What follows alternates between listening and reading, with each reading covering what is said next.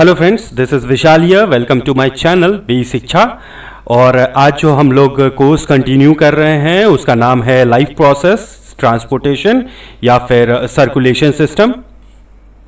Basically ये वाला जो कोर्स है ये सीबीएसई और आईसीएसई दोनों तरह के स्टूडेंट्स के लिए बनाया गया है फॉर क्लास 10th स्टैंडर्ड। अगर आप कम्पिटिटिव लेवल के एग्जामिनेशन की तैयारी कर रहे हैं तो आपके लिए भी ये बेनिफिट है। और आगे चलने से पहले एक बार पहले रिकॉल कर लेते हैं या एक तरह से रिवीजन कर लेते हैं कि लास्ट 2-3 वीडियो में या 2-3 पार्ट जो शुरुआती पार्ट है उन सबों में हम लोगों ने क्या क्या किया है। बट आगे बढ़ने से पहले एक छोटा सा रिक्वेस्ट है फ्रेंड्स कि अगर आप लोगों ने ये चैनल सब्सक्राइब नहीं किया है तो प्लीज़ सब्सक्राइब कर लीजिए। और अगर आपको मेरा ये पढ़ाने का तरीका अच्छा लगता है तो प्लीज़ इसे शेयर कीजिए, लाइक कीजिए, ठीक है। और तो जल्दी से हम लोग एक बार रिकॉल कर लेते हैं, एक बार जल्दी से याद कर लेते हैं, रिवीजन कर लेते हैं। तो हम लोगों ने ट्रांसपोर्टेशन क्या होता है, ट्रांसपोर्टेशन का डेफिनेशन क्या होता है, ये हम लोगों ने जाना था। साथ ही साथ हम लोगों ने ये जाना था कि ट्रांसपोर्टेशन या फिर सर्कुलेशन सिस्टम हमारे बॉडी के लिए क्यों ज़रूरत है। बेसिकली वो न्यूट्रिएंट्स के ट्रांसपोर्टेशन के लिए, गैसियस सब्सटेंस, वेस्ट मटेरियल, इन सबों के ट्रांसपोर्टेशन के लिए हम लोगों को सर्कुलेशन सिस्टम का ज़रूरत पड़ता है।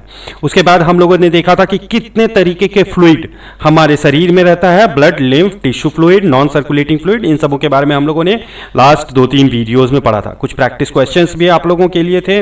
उसके बाद फिर मैंने मोटा मोटी आपको बता दिया था कि भाई सर्कुलेशन सिस्टम में क्या क्या चीज़ रहेगा, क्या क्या चीज़ नहीं रहेगा, ठीक है। उसके बाद फिर हम लोगों ने सबसे पहला सेलुलर मतलब ब्लड क्या होता है, जो मेन लिक्विड होता है, जो मेन फ्लूइड होता है हमारे शरीर का, उसके बारे में हम लोगों ने थोड़ा सा जानकारी लिया था। कंपोनेंट ब्लड के कंपोनेंट के बारे में हम लोगों ने जाना था। उसके बाद फिर हम लोगों ने फंक्शन ऑफ ब्लड के बारे में भी जाना था। फिर उसके बाद प्रोटेक्शन मतलब कि जो ब्लड होते हैं उनका बेसिकली काम क्या क्या होता है ये हम लोगों ने देखा था। कुछ प्रैक्टिस क्वेश्चंस भी थे। साथ ही साथ पिक्चर वाइज में मैंने आप लोगों को बताने का कोशिश किया था कि किस तरीके से ब्लड का कंपोनेंट होता है, मतलब आरबीसी, डब्ल्यूबीसी, प्लेटलेट्स, प्लाज्मा, ये सब, इन सबों के बारे में मैंने डिटेल वे में लास्ट 2-3 वीडियो में बताया था। फिर हम लोगों ने RBC, first cellular part of the blood का जो सेलुलर पार्ट होता है उसमें आरबीसी के बारे में, एरिथ्रोसाइट्स के बारे में हम लोगों ने जाना था। ब्लड बेसिकली कैसा होता है ये हम लोगों ने फोटोग्राफ से भी जाना था। कुछ प्रैक्टिस क्वेश्चंस भी थे उस समय में। आज जो हम लोग पढ़ रहे हैं वो है WBC यानी व्हाइट ब्लड सेल के बारे में। व्हाइट ब्लड सेल क्या होता है? ये व्हाइट ब्लड सेल भी एक तरह का सेल ही होता है, एक कोशिका ही होता है। व्हाइट ब्लड सेल्स के न्यूक्लियस होते हैं but they not contain haemoglobin. जैसा कि ये हम लोगों ने पिछले बार देखा था कि रेड ब्लड सेल जो होता है इसके ऊपर में एक पिगमेंट होता है रेड कलर का जिसको कि हम हेमोग्लोबिन कहते हैं, और ये हेमोग्लोबिन ही गैसियस सब्सटेंसेस को ट्रांसपोर्ट करने में हेल्प करता है। बट व्हाइट ब्लड सेल जो होता है उसमें इस तरीके का कोई पिगमेंट नहीं होता है और दैट्स वाई ये आपको व्हाइट कलर का दिखाई देता है, ठीक है। तो यूजुअली जो व्हाइट ब्लड सेल होते हैं वो पर क्यूबिक एमएम में 4000 to 8000 सेल्स होते हैं। मतलब कि एक क्यूबिक एमएम ब्लड में 4000 to 8000 सेल्स जो होते हैं वो व्हाइट ब्लड सेल्स होते हैं, ठीक है। ज्यादातर जो ये व्हाइट ब्लड सेल होते हैं ये एमेबॉइड होते हैं। एमेबॉइड का मतलब क्या होता है? एमेबॉइड का मतलब होता है they can change their shape. उनका काम क्या होता है? उनका काम बेसिकली प्रोटेक्शन का होता है। हार्मफुल डिजीज या हार्मफुल वायरस या हार्मफुल जर्म्स जो होते हैं उनको किल करने का काम जो होता है वो ब्लड सेल्स कहते हैं।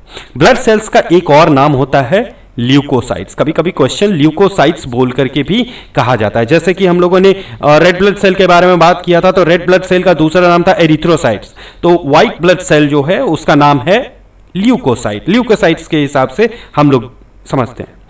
अब हम इसका टाइप्स का अगर हम बात करते हैं तो टाइप्स ब्रॉड कैटेगरीज में ये 2 तरीके के होते हैं, ग्रैनुलर और नॉन ग्रैनुलर।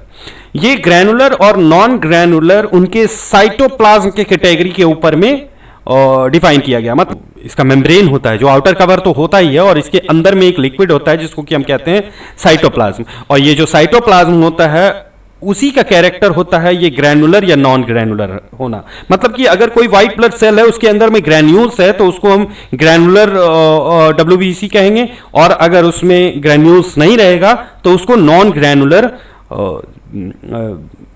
डब्ल्यूबीसी कहेंगे। ठीक है, चलिए ब्रॉड कैटेगरीज में ये एक तरह का रोज एंड टेबल्स के हिसाब से मैंने आपको बताने का कोशिश किया है। तो ग्रैनुलर के हिसाब से कहेंगे तो यहां पर टोटल ऑल टुगेदर अगर हम लोग देखेंगे तो डब्ल्यूबीसी जनरली ये आपका 5 टाइप का होगा। ठीक है, और ये पांचों के क्वालिटी और क्वालिटीज और इनके स्ट्रक्चर के बेसिस पर इन सबों को डिफाइन किया गया है। बट ज्यादातर इन सबों का काम एक ही होता है, हमारे शरीर का प्रोटेक्शन, हमारे शरीर को प्रोटेक्ट करना। तो ग्रैनुलर साइट का बात करते हैं तो ग्रैनुलर उस तरीके के सेल्स होते हैं या उस तरीके के डब्ल्यूबीसी होते हैं जिसके अंदर में ग्रेन्यूल्स होते हैं। ठीक है, ये शुरुआत का 3 सेल्स देखिएगा, यहां पर फोटोग्राफ्स में मैंने आपको दे रखा है। तो इन तीनों टाइप के सेल के अंदर में ग्रेन्यूल्स हैं। ठीक है, इनके जो साइटोप्लाज्म है उनमें ग्रेन्यूल्स होता है। ठीक है, इनके जो न्यूक्लियस होते हैं, ठीक है, वो न्यूक्लियस बेसिकली लोब्स में बने हुए रहते हैं, छोटे छोटे एक पार्ट में। जैसे कि आप देखेंगे कि यहां पर न्यूक्लियस है, तो नॉर्मल सेल का अगर बात करें तो एक न्यूक्लियस रहता है, लेकिन यहां पर देखिए 3 पार्ट में बटा हुआ है ये न्यूक्लियस, और ये तीनों एक दूसरे से कनेक्टेड है।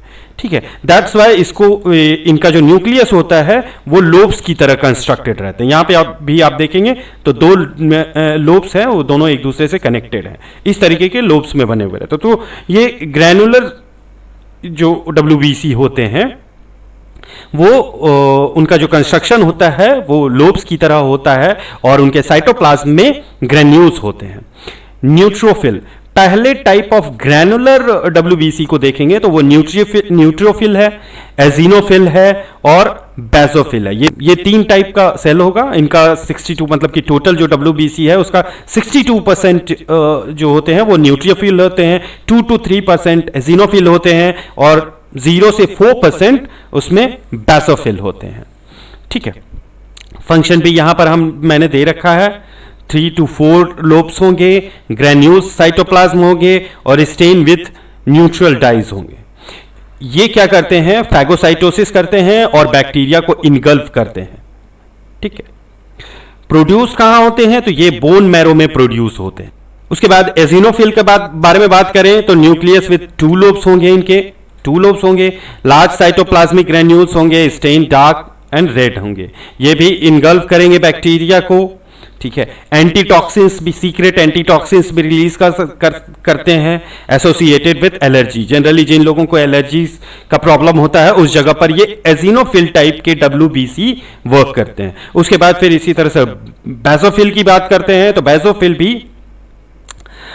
इनका जो न्यूक्लियस होता है वो डिस्टिंक्टली लार्ज होता है। मतलब कि इन दोनों के कंपैरिजन में बेसोफिल का जो न्यूक्लियस होता है वो थोड़ा लार्ज होता है। ठीक है, granules stains with basic dyes, release chemicals, ये हिस्टामीन टाइप ऑफ केमिकल्स को रिलीज करते हैं।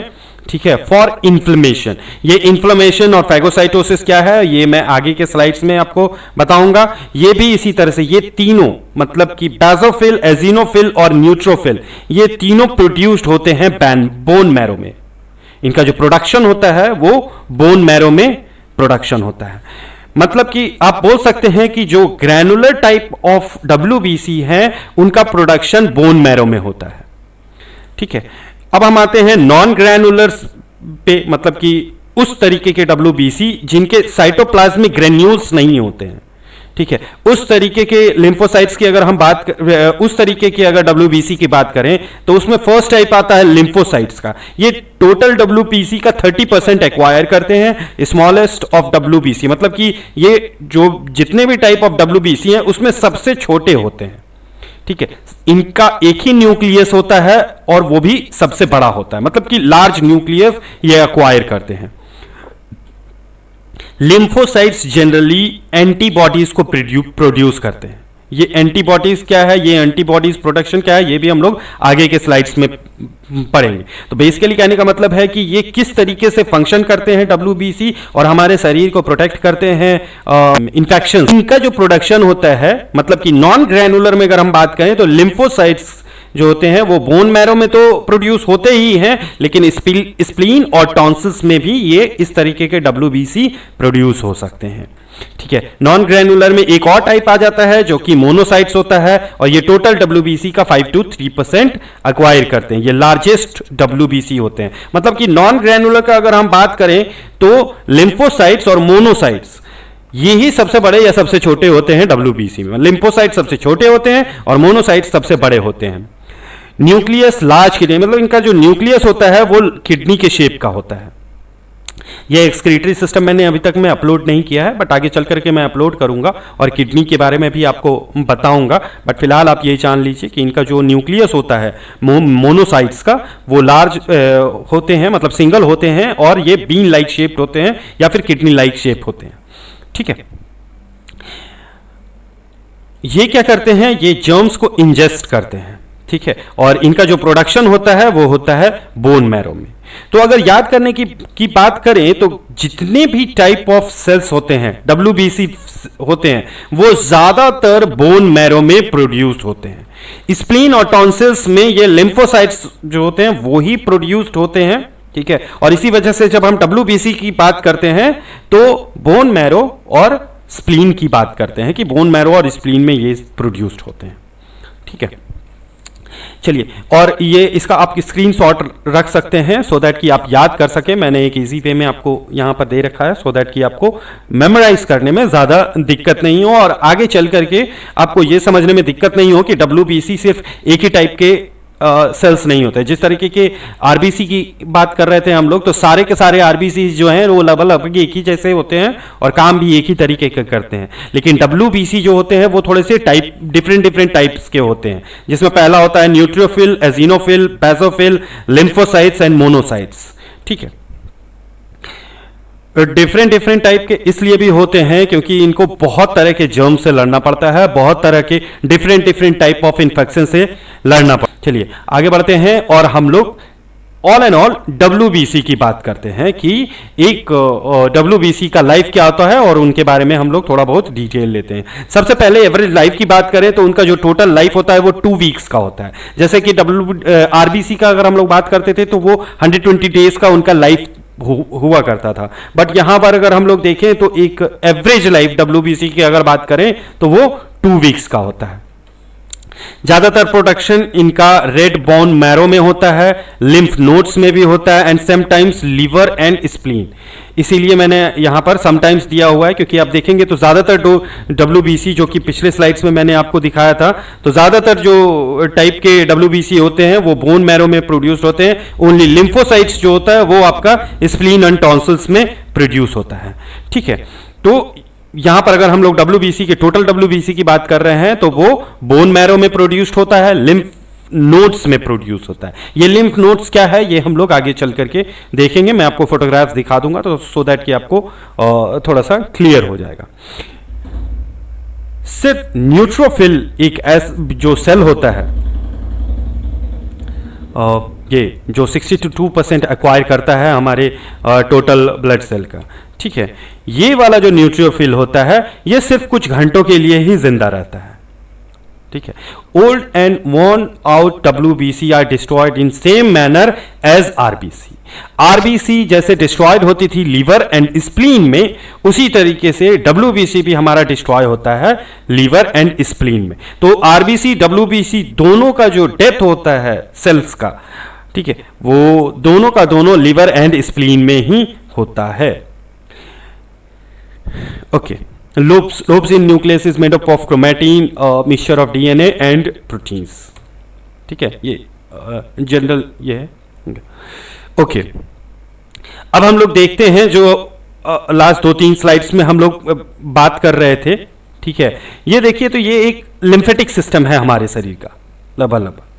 ठीक है, ये आपका सर्कुलेटरी सिस्टम नहीं है। सर्कुलेटरी सिस्टम पैरेलली इसी के साथ काम करता है और उनका भी इसी तरह से पाइप लाइक स्ट्रक्चर और आर्टरीज एंड वेन्स के बारे में है, जो कि हम लोग नेक्स्ट वीडियो मतलब कि आगे के वीडियोस में आगे हम लोग जान जाएंगे। बट फिलहाल मैं आपको यहाँ पर स्प्लीन दिखाने चाह रहा था। स्प्लीन बेसिकली यहाँ पर रहता है, ठीक है, ये वाला जो पार्ट है यहाँ पर स्प्लीन रहता है, सॉरी, ठीक है, ये स्प्लीन रहता है। लिवर, ये लिवर भी यहाँ पर है, ये लिवर जस्ट इसके बगल में रहता है। यहाँ पर भी आपका WBC या RBC जो होता है वो डेथ करता है, ठीक है। ये हमारा डाइजेस्टिव सिस्टम है, ये स्टमक है, और ये स्टमक के पीछे में स्प्लीन बना हुआ रहता है, ठीक है। बैक साइड में ये किया हुआ है, ये आपका लार्ज इंटेस्टाइन है, ये यहाँ पर स्मॉल इंटेस्टाइन है, ठीक है। तो लिवर हमारा कुछ कुछ इस तरीके से रहता है हमारी बॉडी में। ये अगर बात करें तो ये जो छोटा छोटा गोल लाइक स्ट्रक्चर दिख रहा है, ये एक्चुअली में लिम्फ नोड होता है।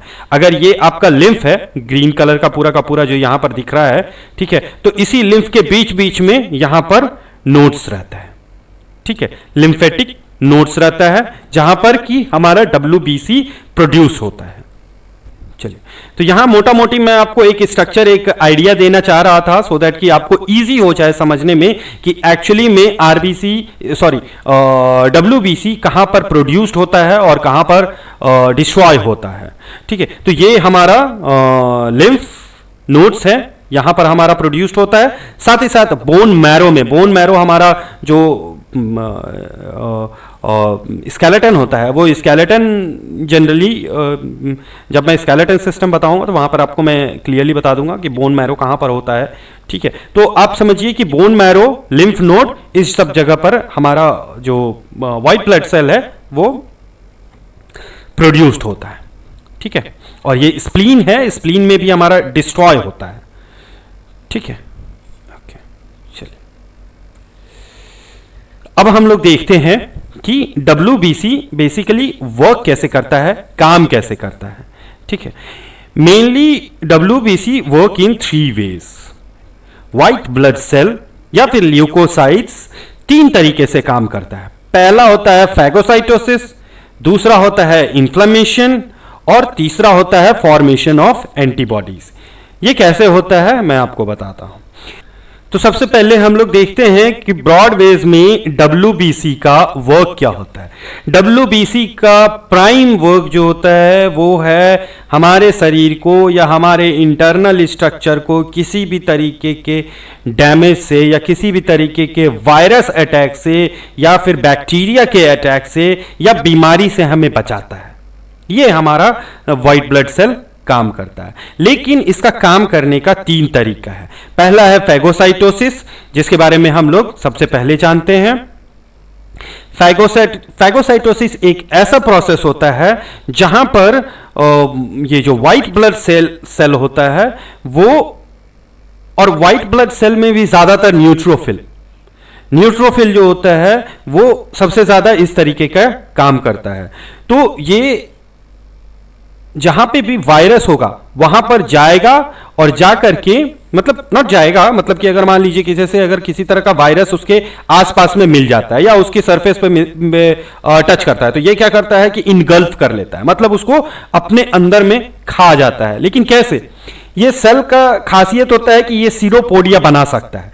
तो जिस तरीके से एमीबा अपने खाना को खाता है, उसी तरीके से ये जो आपका व्हाइट ब्लड सेल होता है वो भी इसी तरह का सीरोपोडिया बना देता है, और सीरोपोडिया बना करके ये पूरा का पूरा फिर इसको इनगल्फ कर लेता है, मतलब वायरस को इनगल्फ कर लेता है, और इनगल्फ करने के बाद में इसको डिस्ट्रॉय कर देता है खुद में, फिर खुद भी डिस्ट्रॉय हो जाता है।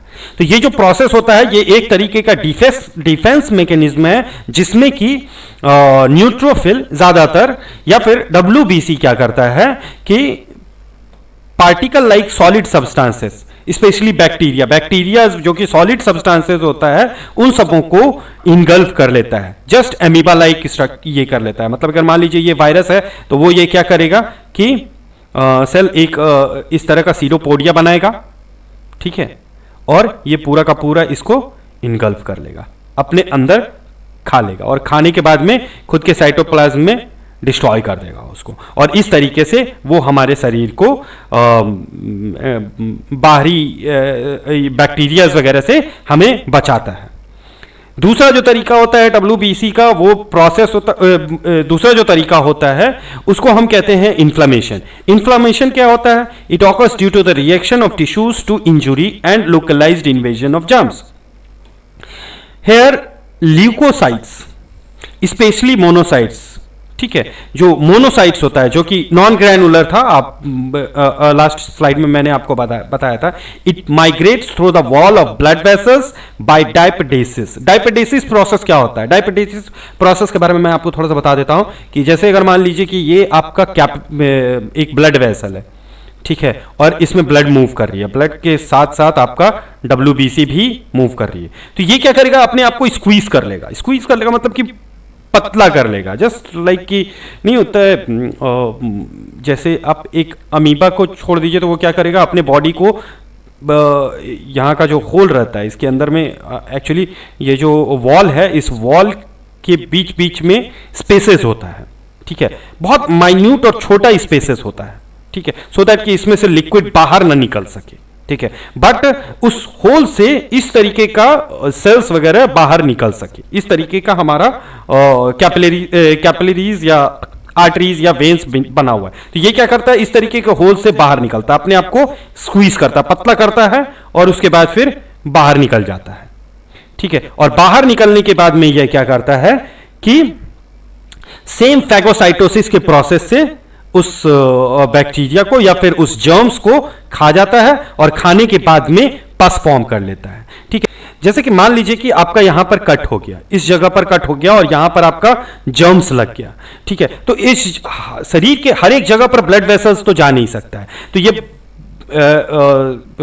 ये जो सेल होता है वो क्या करता है कि ब्लड के द्वारा ही इस जगह पर ट्रैवल करके यहां तक पहुंचता है और पहुंचने के बाद यहां के वॉल से बाहर निकलता है और बाहर निकलने के बाद में यहां पर जो जर्म्स होता है उस जर्म्स को फैगोसाइटोसिस के प्रोसेस से ही इनगल्फ कर लेता है और इनगल्फ करके उसको डिस्ट्रॉय करता है। इसी वजह से आपने देखा होगा कि जो जहां पर शरीर पे कटता है और वहां इंफेक्शन लगता है तो इंफेक्शन पस का फॉर्मेशन ले लेता है, तो ये पस जो बनता है वो इसी मोनोसाइट्स या व्हाइट ब्लड सेल की वजह से ही फॉर्म करता है। तो बस is mainly composed of dead cells together with the tissue cells destroyed by bacteria, ठीक है। अब हम लोग तीसरे तरीके की तरफ आ जाते हैं। थर्ड वे क्या है? तीसरा तरीका है फॉर्मेशन ऑफ एंटीबॉडीज। ये जो व्हाइट ब्लड सेल होता है इसमें से ज्यादातर जो कि लिम्फोसाइट टाइप ऑफ सेल्स होते हैं, जो lymphocyte type of white blood cells होते हैं, वो क्या करते हैं कि एंटीबॉडीज जनरेट करते हैं। ये एंटीबॉडीज क्या करता है कि वो जो जर्म्स होता है या फिर जो वायरस होता है उसको आइदर न्यूट्रलाइज कर देंगे या फिर उनके द्वारा रिलीज किया हुआ, जो जर्म्स के द्वारा रिलीज किया हुआ पॉइजन्स होता है, उस पॉइजन्स को खत्म कर देते हैं या फिर किल कर देते हैं। यहां आप देख रहे होंगे कि ये सेल है, ठीक है, ये आपका व्हाइट ब्लड सेल का फोटोग्राफ्स दिया हुआ है जो कि इस तरीके के वायरस को किल करता है। That process is called phagocytosis. But यहाँ पर आप ये जो GIF है, GIF में आप देख रहे होंगे कि यहाँ पर जो व्हाइट ब्लड सेल होते हैं वो जर्म्स को या इन सबों को फैगोसाइटोसिस के द्वारा इनगल्फ कर लेते हैं और इनगल्फ करके किल कर देते हैं, ठीक है। तो ये हम लोगों का 3 वे है। फर्स्ट इज फैगोसाइटोसिस, फैगोसाइटोसिस जिसमें कि इनगल्फ कर लेता है बैक्टीरियाज को और उसके बाद फिर उसको किल कर लेता है कि वो ब्लड के द्वारा, ब्लड वेसल्स के द्वारा जो डैमेज्ड पार्ट होता है, जो डैमेज शरीर का जगह होता है, उस जगह पर ब्लड वेसल के द्वारा ट्रैवल करता है और ट्रैवल करने के बाद में उसके आर्टरी से, मतलब वॉल ऑफ आर्टरी से बाहर निकलता है और बाहर निकलने के बाद में अगेन सेम प्रोसेस फैगोसाइटोसिस का करता है और उसके बाद जर्म्स को किल करता है, ठीक है, और पस भी वहां पर फॉर्मेशन करता है। और थर्ड वे है फॉर्मेशन ऑफ एंटीबॉडीज, जहां पे व्हाइट ब्लड सेल प्रोड्यूस करता है एंटीबॉडीज को और किल कर देता है उसको, या फिर उसके द्वारा रिलीज किया हुआ जो पॉइजन है उसको न्यूट्रलाइज कर देता है, ठीक है। तो ये जो 3 तरीका था, इस 3 तरीके से हमारा जो व्हाइट ब्लड सेल है वो हमारे शरीर की रक्षा करता है, ठीक है। और इसमें different different type of white blood cell अपना अपना पार्ट या अपना अपना रोल करते हैं। नाउ ये था function of white blood cell. White blood कैसा होता है, उसके कितने टाइप्स होते हैं, और साथ ही साथ वो कितने तरीके से हमारे बॉडी को बचाता है, हमें प्रोटेक्ट करता है, ये इस वीडियो के लिए था। हम लोग जो इसका नेक्स्ट पार्ट है प्लेटलेट्स और बाकी सब, वो नेक्स्ट वीडियो में देखेंगे। बट फिलहाल जाने से पहले यहाँ पर कुछ सवाल और कुछ प्रैक्टिस क्वेश्चंस आप लोगों के लिए है, इसको पढ़िए, इसको समझिए, ठीक है, और इसका आंसर मुझे कमेंट बॉक्स में लिख करके भेजिए।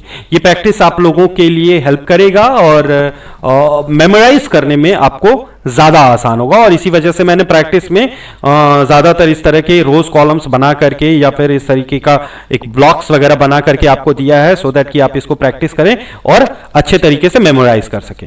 तो प्रैक्टिस क्वेश्चन भी उसी तरह बहुत इजी है, जो कि मैंने ऑलरेडी इस वीडियो में बता रखा है। लाइक व्हाट इज फैगोसाइटोसिस, क्या होता है, which is the smallest and largest WBC, what is the average life of leukocytes where WBC destroyed and produced. WBC कहां डिस्ट्रॉय होता है, कहां प्रोड्यूस्ड होता है। साथ ही साथ यहां पर जो डिफरेंट टाइप ऑफ WBCs हैं उन सबों को रोज कॉलम्स के हिसाब से दिया हुआ है, सो दैट कि आप यहां पर उन सबों के बारे में, उनकी कैटेगरीज क्या है, मतलब ग्रैनुलर है या नॉन ग्रैनुलर है, कितने उनका काउंट क्या है, ठीक है, साथ ही साथ उनका फंक्शंस क्या है, फीचर्स क्या है, और वो कहां प्रोड्यूस्ड होते हैं, ठीक है। साथ ही साथ 2-3 क्वेश्चंस और भी थे जो कि मैंने इसमें नहीं डाले हैं, बट आप उसको जरूर कीजिए। Like what is inflammation, inflammation क्या होता है, एंटीबॉडीज क्रिएट किस तरीके के WBCs करते हैं, ठीक है। इस तरह के छोटे मोटे क्वेश्चंस हैं, मतलब जितना ज्यादा आप प्रैक्टिस कीजिएगा आप उतना ही ज्यादा परफेक्ट होते चले जाइएगा, ठीक है। तो आपको मेरा वीडियो कैसा लगा, ये वाला पार्ट सर्कुलेशन सिस्टम का, ये आप मुझे कमेंट बॉक्स में जरूर लिखें। अगर आपको लगता है कि इस वीडियो में कुछ रेक्टिफाई करने का ज़रूरत है, कुछ और बढ़िया करने का ज़रूरत है, तो प्लीज़ मुझे ज़रूर कमेंट बॉक्स में लिख करके बताइए, सो दैट कि मैं और अच्छे से वीडियो बना सकूं और आप लोगों के सामने में आ सकूं।